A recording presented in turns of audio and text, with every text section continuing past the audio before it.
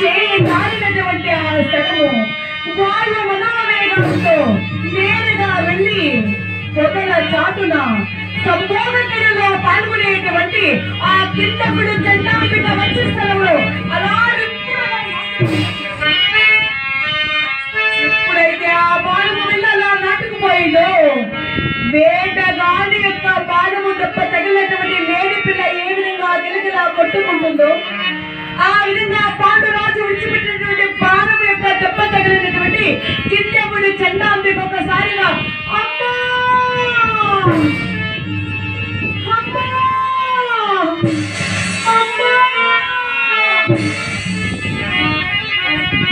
భయంకరంగా ఆత్మానాదము చేస్తూ అమ్మా అంటూ అరుస్తూ అలా నేల కుప్పగూలిపోయారు. ఎప్పుడైతే కుప్పగూలిపోయారు అంతటితో లేల రూపాన్ని విడిచిపెట్టారు. మానవ రూపములో రక్తం అలా ఉట్టిగా అలా చిమ్ముకుని వస్తుండగా వచ్చే స్థలము నుండి ఆ పాండురాజు విడిచిపెట్టినటువంటి బాణాన్ని అలా పట్టుకొని బోరు బోరు బోరునా ఏడుస్తున్నారట భార్యాభర్త ఇద్దరు కూడా. ఆ అమ్మ అనేటువంటి మాటను విన్నాడు పాండురాజు. అయ్యో భగవంతుడా, ఇదేమిటి? ఏదో జంతువు పైన నేను సరిసంధానము చేస్తే అమ్మా అనేటువంటి అరుపు నాకు వినబడింది, అమ్మా అనేటువంటి ఆధ్యాత్మము నాకు వినబడింది. ఏమిటి ఇది? నిజమా? యథార్థమా? జంతువు మీద కాదా నేను సరిసంధానము చేసింది? కాకుంటే బహుశా పొరపాటున ప్రమాదవశాత్తు ఏదైనా జంతువు మీద కాకుండా మానవుల పైన సరిసంధానము చేశానా? అయ్యో, నాకు కాళ్ళు చేతులు ఆడడం లేదు, శరీరం అంతా కూడా ముచ్చుముట్టలు పడుతున్నాయి, భయంగా ఉంది, బాధ వేస్తుంది అని అనుకుంటూ అది పొరపాటు అయితే బాగుంటుంది కదా అని చెప్పి యోచన చేస్తూ పాండురాజు బయలుదేరి వెళుతూ ఉంటే అమ్మా అమ్మా అమ్మా అమ్మా అమ్మా అమ్మా అనే అరుపు. అలా అరుస్తూ బాధపడుతున్నాడు కిందబ్బుడు జెండాంబిక. నేరుగా వెళ్ళి చూశారు. చూస్తే ఆ ముని దంపతులను చూసి, పాండురాజు విడిచిపెట్టినటువంటి బాణాన్ని చూసి, ఆ దృశ్యాన్ని చూసి తట్టుకోలేక పాండురాజు ఒక్కసారిగా మొదలు నరిగినటువంటి కదలి వృక్షములాగా భూమి మీద కుప్పగోలి. ఏమిటి అనాథం? ఏమిటి అపరాధం? ఏమిటి దుస్థితి? ఏమిటి పరిస్థితి? అయ్యా, అమ్మా, ఓ ముని దంపతులారా, ఎవరు మీరు? ఇక్కడ మీరు ఏం చేస్తున్నారు? నేను విడిచిపెట్టినటువంటి బాణము మీ మధ్యస్థలంలో ఎలా నాటుకుపోయింది? చెప్పండి అమ్మా, చెప్పండి అయ్యా. మీ పరిస్థితికి కారణము నేనేనా? నేను విడిచిపెట్టినటువంటి బాణము చేతనే మీరు ఇలా బాధపడుతున్నారా? మీ మధ్యస్థలంలో నేను వేసిన బాణం ఎలా కొట్టుకున్నది? ఏదో జంతువు మీద నేను సరిసంధానము చేశానే. చెప్పండి, ఇదంతా కూడా ఎలా జరిగిందో చెప్పండి. నోరు తెరవలేదు, బాధపడుతున్నారు కిందబ్బుడు జెండాంబిక. ఆ బాణ వేదనను భరించలేకపోతున్నారు. ఏమండి, పచ్చి రక్తం పచ్చి దెబ్బ అంటారు. బాగా ఉండేటువంటి ఆ మానవుల పైన ఒక్కసారిగా శివంగిలాగా బాణం వచ్చి దూరికిపోతే ఎలా తట్టుకోగలుగుతారు? ఎలా భరించగలుగుతారు? అమ్మా, చెప్పండి అమ్మా, నన్ను క్షమించండి. నేను హస్తినాపురాన్ని పరిపాలన చేసేటువంటి పాండురాజుని. అరణ్యానికి వేటకని వచ్చి వేట ఆడుతూ ఆడుతూ ఈ రోజు నా కంటికి ఒక జంతువు కూడా కనబడకపోగా విసిగి వేసారిపోయి ఇలా నేను సరిసంధానము చేశాను. ఏదో పొదల చోట జంతువు ఉందని భ్రమపడి ప్రమాదవశాత్తున నేను ఇలా బాణాన్ని విడిచిపెట్టాను. నేను విడిచిన బాణము మీకే తగిలి ఉన్నది, మీరెవరో చెప్పండి అని ఎప్పుడైతే పాండురాజు అడిగాడో ఆ మాటకు ఆ కిందబ్బుడు జెండాంబిక తోక తొక్కిన త్రాసులాగా బుసలు కొట్టుకుంటూ కూర్చున్నాడు. పాండురాజా, ఏం మాట్లాడుతున్నావో తెలిసే మాట్లాడుతున్నావా?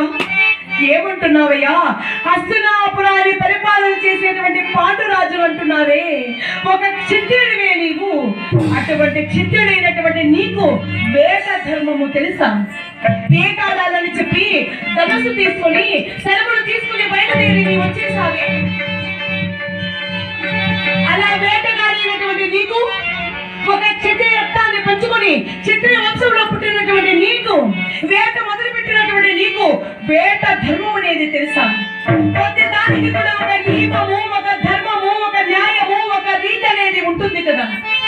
ఏ వేటగాడైనా వేటాడాలంటే ఆ వేట ధర్మాలు తెలుసుకుని వేటను ప్రారంభించాలి. పరిగెత్తలేనటువంటి జంతువు మీద, సపోగ క్రీడలో పాల్గొనేటువంటి జంతువు మీద, గర్భిణిగా ఉండేటువంటి జంతువు మీద, అంగవైకల్యము కలిగినటువంటి జంతువు మీద, పసిపిట్టలు కలిగి ఉండేటువంటి జంతువు మీద, వృద్ధాప్యములో మూలుగుతూ ఉండేటువంటి జంతువు మీద ఏ వేటగాడు కూడా పొరపాటుగా కూడా ప్రమాదవశాత్తు కూడా శరసంతానము చేయకూడదంటే చేయకూడదు. అటువంటి నీవు పొదలు కదులుతున్నాయి కదా, పొదల చాటున ఏదో జంతువు ఉంది కదా అని చెప్పి శరసంతానము చేశానంటున్నావే, అది పరిగెత్తలేని జంతువా? గర్భిణిగా ఉండేటువంటి జంతువా? అంగవైకల్యము కలిగినటువంటి జంతువా? వృద్ధాప్యంలో ఉండేటువంటి జంతువా? సంభోగగిరిలో ఉండేటువంటి జంతువా? స్త్రీనా పురుషుడా? ఆ జంతువు పరిస్థితి ఏంటనేది నీవు గమనించకుండా, గ్రహించకుండా ఈ రోజు నీవు శరసంతానము చేశావు పాండురాజా. అలా నీవు శరసంతానము చేసిన కారణము చేత లేక లేక లేక ఒక సంవత్సరానికి 2 మాసములలో 4 నెలలలో ఈ వసంత ఋతువులో ముడి తప్పకులేనటువంటి మేము సంభోగ కడిలో పాల్గొనగలిసి మానవ రూపాన్ని విడిచిపెట్టి లేని రూపంలో సంభోగము చేయాలని ఆశతో ఈ విధంగా మేము సంభోగము చేస్తూ ఉంటే శరసంతానము నీవు చేశావు. అయితే పాండురాజా, చేసిన పాపము ఊరికే పోదు. ఏ సంభోగ కడిలో అయితే నా భార్య భర్తలు పాల్గొంటూ ఉండగా నీవు శరసంతానము చేసి ఈ రోజు ఇటువంటి దుస్థితికి నీవు కారణమయ్యావు, అటువంటి నీవు కూడా నీ భార్యను ఇష్టముతో, ప్రేమతో, కోరికతో, సంభోగము చేయాలని ఆశతో నీ భార్యలను నీవు తాకినంత మాత్రము చేత పాండురాజా నీ శిరస్సు వేరుకడై నీవు మరణించుదువుగాక. ఇదే మా శాపం, ఇదే మా శాపం, ఇదే మా శాపము.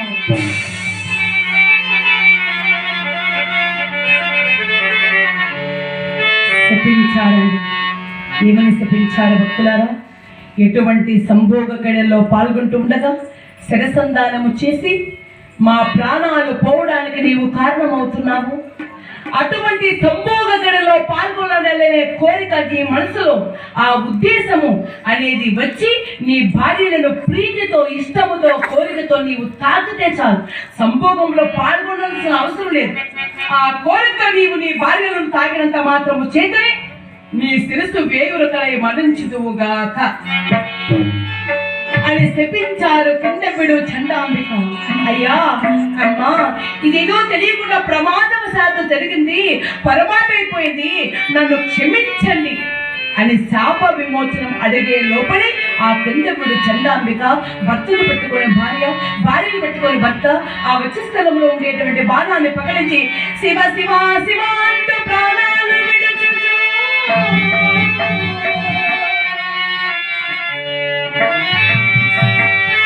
ఆ వక్షస్థలంలో ఉండేటువంటి బాణాన్ని పెకలించగా అలా ఉబ్బుగా ఉబ్బికి వస్తున్న సమయంలో శివ శివ శివ శివ అంటూ ప్రాణాలు విడిచిపెట్టారు భార్య భర్తలు కూడా. ఆ పరిస్థితిని చూస్తాడు పాండురాజు. మొదలు నరికినటువంటి కదలి వృక్షములాగా భూమి మీద కుప్పగూలిపోయాడు. ఏం చేయాలో అర్థం కాలేదు. అప్పటికి పాండురాజుకి వివాహమైంది. కుంతీదేవి ఒక భార్య, మాతృదేవి ఒక భార్య. ఒకరికి 2 భార్యలైతే ఉన్నారు, కానీ ఒక భార్య గర్భములో కూడా ఒక బిడ్డ పుట్టిన పాపాల పోలే. కిందపిడు చండాంబిక శపించే సమయానికి పాండురాజుకి వివాహమై 2 భార్యలున్నా కూడా ఒక బిడ్డ కూడా పుట్టలేదు. ఏం చేస్తారు? భార్యలను ఎలా సుఖపెడతారు? భార్యలను ఎలా సంతోషపెడతారు? ఇలా జరిగింది దేవి, మిమ్మల్ని నేను దగ్గరకు తీసుకోలేను, సంసార సుఖాన్ని నేను మీకు ఇవ్వలేనని ఆ భర్త భార్యలకు ఎలా చెబుతారు? కుంతీదేవి కంటే కూడా వయసులో చాలా అంటే చాలా చిన్నదట మాద్రీదేవి, మహా అందగదట మాద్రి. అటువంటి భార్యను ఎలా సుఖపెట్టాలి, ఎలా సంతోష పెట్టాలి? పైగా ఆడవాళ్ళు అమ్మ అనేటువంటి మాటకు పడి చచ్చిపోస్తారు. అమ్మ అనేటువంటి మాటకు ప్రాణాలు విడిచిపెట్టారే. ఈ రోజు ఈ కింద విడు చండాంబిక పెట్టినటువంటి శాపము చేత ఈ అమ్మ అనేటువంటి పిలుపు కూడా నా భార్యను నోచుకునే పరిస్థితిలో నేను లేదు. భగవంతుడా, ఇప్పుడు నేను ఏం చేయాలి? నా ముఖము నా భార్యలకు ఎలా చూపెట్టాలి? నాదా, ఈ రోజు ఏకాదశి పౌర్ణమి నాదా, మీరు వేటకు వెళ్ళకండి, వేట మాంసము తేకండి, పిండి వంటలతో భోజనాన్ని పెడతాము, భగవంతుడికి పూజ చేద్దాము, నైవేద్యము పెట్టి ప్రసాదాలు స్వీకరిద్దామని నా భార్యను పసిబిడ్డకు చెప్పినట్టుగా చెప్పినా కూడా వినకుండా, ఆడదాని మాట పెడచె వినపెట్టి అర్థం చేసుకోకుండా ఇలా వచ్చినటువంటి పాపమే ఈ శాపము రూపంలో నన్ను వెంబడిస్తుంది కదా భగవంతుడా. ఇప్పుడు నాకు ఏదిగా ఏం చేయాలి అని పాండురాజు కుప్పకూలిపోయి వెక్కి వెక్కి వెక్కి బోరున ఏడుస్తున్నాడట పాండురాజు. ఏడ్చినంతసేపు ఏడ్చాడు. ఆ పాండురాజు యొక్క అశ్వము పేరు సుకేసిని. ఏమండి, పాండురాజు యొక్క గుర్రము రథానికి అధిరోహించేటువంటి గుర్రము కాదు, వేటకు వెళ్ళేదానికి ప్రత్యేకమైన గుర్రం ఉంటుంది. అశ్వము మీద వెళ్ళాడు పాండురాజు. అటువంటి పాండురాజు వెళ్ళినటువంటి ఆ అశ్వము పేరు సుకేసిని. అటువంటి అశ్వానికి ఏం తెలిసిందో ఏమో, ఈ పాండురాజు ఏడుస్తుంటే దాని కళ్ళలో కూడా చిటికిన వేలంటూ ఆ కన్నీరు అలా విడిచిపెడుతుందట ఆ అశ్వం. అటువంటి సమయంలో భక్తులను అనుకున్నాడు పాండురాజు, కింద విడు చండాంబిక అనేటువంటి ఈ ముని దంపతులు బ్రతికి ఉండగా, జీవించి ఉండగా, ప్రాణాలతో ఉండగా భార్యకు భర్తను, భర్తకు భార్యను దూరం చేశావు కదా, కనీసం మరణము నన్నైనా ఒకటి చేసి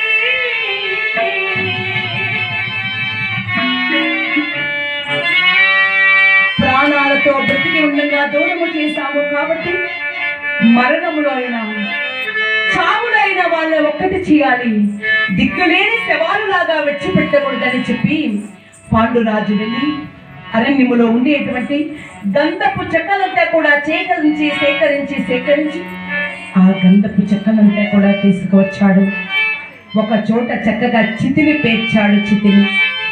ఆ చితి పైన కింద విడు చండాంబిక శవాలను పరుండబెట్టి, నేను చేసిన పాపం కొంచెం పరిహారం అవ్వాలంటే వీరికి దహన సంస్కారాలు చేయాలి, దిక్కులేని శవాలు లాగా ఏ గువ్వలకో కాకులకో గద్దలకో ఈ శవాలను విడిచిపెట్టకూడదు అనే ఉద్దేశం చేత వారిని ఇరువుని కూడా చితిపైన పరుండబెట్టాడు.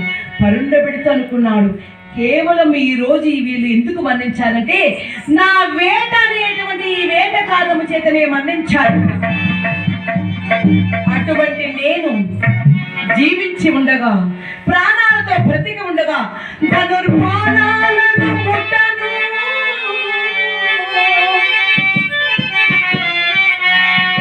పొరపాటును కూడా ఈ ధనుర్బాణాలను నా ప్రాణాలు ఉన్నంత వరకు తాకను కూడా తాకను అనే దృఢ నిశ్చయముతో నిర్ణయము తీసుకుని తన చేతిలో ఉండేటువంటి ధనస్సును, శరములను, ఆ కింద విడు చండాంబిక శవాలతో పాటు ఆ ధనుర్బాణాలను కూడా చితిపైన వేశాడు.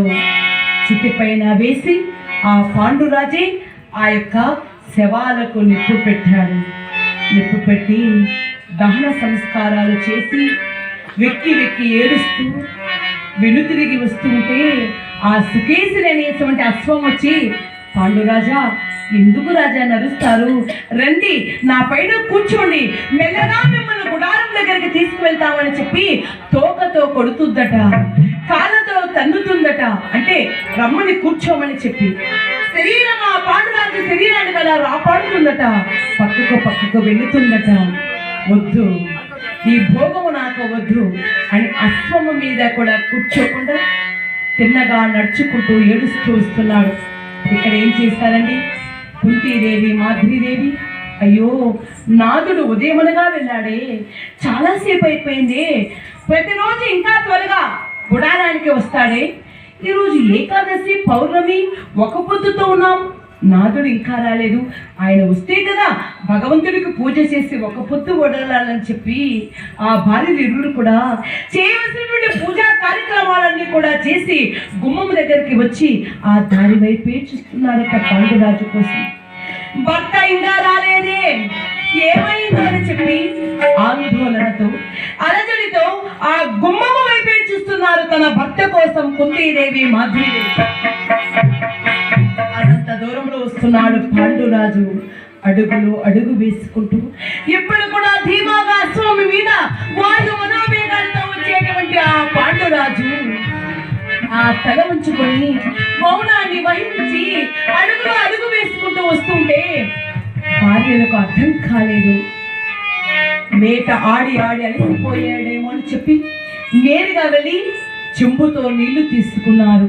ఆ నీటిని తీసుకొని తిన్నగా వచ్చి, నాగా ప్రాణేశ్వర, ఏమిటి స్వామి ఆలస్యం, ఉదయమనగా వెళ్ళారు, అయినా వేటకు వద్దని చెప్పాము కదా నాదా, ఇలా వెళ్ళిపోయారేమిటి, మీకు పండగ పబ్బము లేదా, మంచి చెడ్డ లేదా, ఎంత క్షత్రియులైనా కూడా ఇప్పుడు వేట మాంసమేనా, రండి స్వామి మీకోసం ఎదురు చూస్తున్నాం, పూజలన్నీ సమకూర్చాం, మీరు వచ్చి పూజను ప్రారంభిస్తే ఒక్క పొద్దు విడిచిపెడతాం, రండి స్వామి, అలసిపోయారేమో, ఈ మంచి నీళ్లు తీసుకోండి. భార్యల వైపు చూడడు, భార్యలకు సమాధానం చెప్పడు. ఆ పాండురాజు కంటి వెంట ధారావాహిగా నీళ్ళలా కారిపోతున్నాడు. నాదా ఏమైంది స్వామి, ఏమిటా మౌనం, మాట్లాడరేమిటి, మాట్లాడండి నాదా, ఏమైందో చెప్పండి నాదా అని కుంతి మాదిరి అడుగుతున్నా.